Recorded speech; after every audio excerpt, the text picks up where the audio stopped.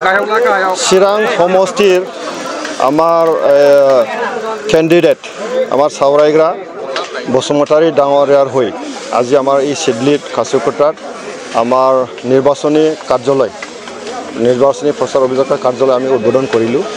E. Unustanot, Amar Mother Oposterase, Nermokoma Bromo Dangora, MLA, Amar Party, Sauraigra Dangoriase, XMCLA, Amar Laban Bosumotari Dangoriase. Amar blogger সভাপতি অকুল বসুমতাৰী ডাঙৰীয়া আছে মাউতি ব্ৰহ্ম ডাঙৰীয়া আছে সকলোৱে আমাৰ দলীয় কৰ্মকৰ্তাসকল একেলগে আজি উদ্বোধন কৰিলো আজিৰ পৰা আমাৰ নিৰ্বাচনী প্ৰচাৰ অভিযান এই কাৰ্যৰ পৰা আৰম্ভ হ'ব একদম সুন্দৰ এটা পৰিবেশ সকলোৱে মানে পৰিবেশটো খুব ভাল ৰাইজৰ সহাৰি খুব ভাল 13 নম্বৰ চিৰাং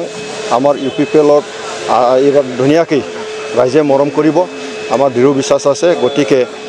এটা সুন্দৰ এটা পৰিবেশত আমি জিকি যাম 13 নম্বৰ সমষ্টিত যোৱা বছৰ বিপিএফ জিকিছিল এবাৰ তেখেতে আপোনালোকৰ দলত আছে আৰু সন্মুখত এবাৰ বিজেপি নতুনকৈ আহিছে কি ধৰণৰ প্ৰত্যাহ্বান আহিব পাৰে একদম অংকটো ক্লিয়াৰ বিজেপিটো লৈ যাব যোৱাবাৰ বিপিএফ আছিল সাউৰাইগ্ৰা তেখেতৰ আধা অংক বিপিএফৰ আমাৰ লগত আহি গ'ল ইউপিপিএলটো কোৰ্টো যোৱা নাই আমাৰ ইউপিপিএল হৈ আছে তো ইউপিপিএলৰ কৰ্মকৰ্তা ইউপিপিএলৰ ৰাইজ সাউৰাইগ্ৰা নিজৰ যেটো বিপিএফৰ পৰা টানি আনা ৰাইজ একেলগে লগ লাগি পেলাই আমি জিকি যাম আৰু আমাৰ যেটো বিজেপিৰ যিখিনি সীমিত যিখিনি ৰাইজ আছে ভোটাৰ আছে তেওঁলোকে লৈ যাব এটা প্ৰশ্ন আছে যে যেটো চিৰাং জিলাত 8টা সমষ্টি আছে 8টা সমষ্টিত আপোনালোকে প্ৰাৰ্থী দিছে কিমানখন পাব একদম মজবুত 7টা সমষ্টি 7টা কেন্দ্ৰে একেবাৰে মজবুত আমিতো কোনো ভাবা নাই যে ইয়াত আমি হাৰি যাম কথাটো হ'ল ৰাইজৰ যেটো সহাৰি প্ৰতিটা আমাৰ সমষ্টি আমি যেটো দেখিছো একদম ভাল এইবাৰ সকলোৰ মুখতে আকো ট্ৰেক্টৰ লাগে শান্তি লাগে প্ৰমোদ বড়ৰ দিনৰ শান্তি আহিছে আমি প্ৰমোদ বড় ডাঙৰীয়াকে আনিব লাগে চৰকাৰ 14 নং সমষ্টিত ইউপিপিএলৰ টিকট নেপায় বিদ্ৰোহ কৰি ইণ্ডিভিজুৱেল দি পিছৰকেইটা মনোনয়ন পত্ৰ বাতিল হোৱাৰ পিছত এটা শুনিবলৈ পোৱা গৈছে যে তেখেতে এটা বিপিএফৰ হৈ কাম কৰিব হাগ্ৰামা মহিলাই কালি তেখেতক কৈছে ৱেলকাম জনাইছে যদি তেখেতৰ হৈ কাম কৰে ৱেলকাম জনাইছে এই ক্ষেত্ৰত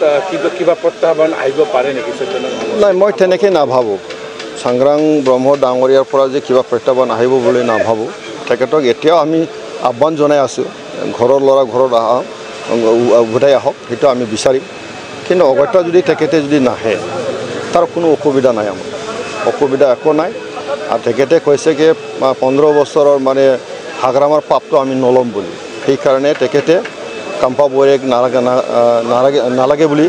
ৰাইজৰ মাজত কৈ পৰিছে এতিয়া সেই মানুহজনে যদি আকৌ হাগ্ৰামাৰ লগত যায় তো স্থিতি কি থাকিব তাৰ সব বিৰোধী স্থিতিত আছে তো গতিকে তেখেতে বুজা উচিত আমি যে ইয়ং মানুহ এনাৰ্জেটিক মানুহ অলপ পটেনচিয়েল আছে গতিকে অলপ ভাবি চিন্তি কাম কৰাটো উচিত বুলি মই ভাবোঁ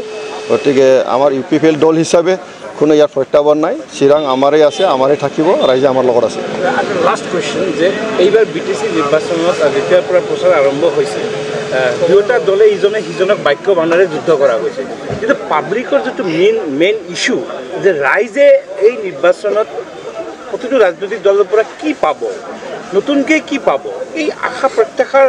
প্ৰতিশ্ৰুতি কিন্তু কোনো এতে দিয়া নাই এটা বাক যুদ্ধই চলিছে এই ক্ষেত্ৰত ইউপিপিএল দল আপুনি কি ধৰে ইউপিপিএল দলৰ পৰা আমি স্পষ্ট কৈ আছো এই 5টা বছৰ আমি শান্তি প্ৰতিষ্ঠা কৰিলো উন্নয়নৰ কাৰণে ডিজাইন এটা কৰিলো 26টা জনগোষ্ঠীক লৈ পেলাই আমাৰ এটা পৰিকল্পনা আছে ইতিমধ্যে আমি আৰম্ভ কৰিলো 16টা ভাষাৰ এটা কিতাপতে এটা আমি ডিকশনাৰী বনালো ইয়াত সব জাতি জনগোষ্ঠীৰ এটা কিতাপতে আমি ভাতটো কি হয় সব গম পাব ইয়াৰ অৰ্থটো হ'ল আমাৰ সকলো জাতি জনগোষ্ঠী একেলগে আমি লৈ যাম সমমৰ্যাদা দিয়া হ'ব সম উন্নয়ন কৰা হ'ব সেইটো আমাৰ চিন্তা আমাৰ শ্লোগান হ'ব এতিয়া হাগ্ৰামা মহিলাৰ ডাঙৰীয়াৰ দিনত অশান্তি আছিলে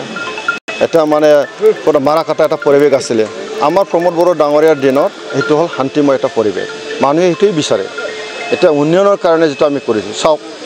মানুহৰ দুখীয়া মানুহৰ ঘৰ বনোৱাৰ ক্ষেত্ৰত হাগ্ৰামা 15 বছৰত কিমান বনাইছে 45000 ঘৰ আমি 5টা বছৰৰ প্ৰমোদ বড় ডাঙৰীয়া 3 লাখকে বেছি 3 লাখ ওচৰা-ওচৰি অলপ আছে 3 লাখ ওচৰা-ওচৰি ঘৰটো বনাই দিয়া হ'ল নহয় জানো এইটো কিমান ডাঙৰ এটা পাৰ্থক্য আছে শান্তিৰ ক্ষেত্ৰতো পাৰ্থক্য আছে তো গতিকে মানুহে বিচাৰে শান্তি উন্নয়ন আৰু আমি হেতুকে দি আছো ৰাইজৰ মাজত আৰু আমাৰ দৃঢ় বিশ্বাস আজিৰ তাৰিখত আমি আয়নচাই বিটাংকি দিছে জ্ঞান চাৰাং বিটাংকি দিছে ছুপাৰ পিপি বনাই দিয়া হ'ল ৰাস্তা ঘাটটো বনাই থাকিব সেইটো অনগোয়িং প্ৰচেছ সেইটো আপুনিও বনাব ময়ো বনাম যিকোনো মানুহ আহি থাকিব কিন্তু সমাজখন লৈ যাবৰ কাৰণেতো এটা চিন্তা থাকিব লাগিব আজি আমি শান্তি আছোঁ ধৰি ৰাখিব লাগিব আমাৰ চিন্তাটো কি আছে বিটিআৰত বসবাস কৰা সকলো ধৰ্মাৱলম্বী ব্যক্তিসকলক ধৰ্মীয় অনুষ্ঠানবিলাকক শক্তিশালী কৰিবৰ কাৰণে আজি আমি জ্ঞান আলাৰি চাৰাং বিটাংকি তৈয়াৰ কৰিছোঁ তাৰ সকলো ধৰ্মীয় অনুষ্ঠান আমি পইচা দিছোঁ তাত যিটোৰ দ্বাৰাই নাকি ধৰ্মীয় অনুষ্ঠান শক্তিশালী হ'ব সমাজখন ভাল হ'ব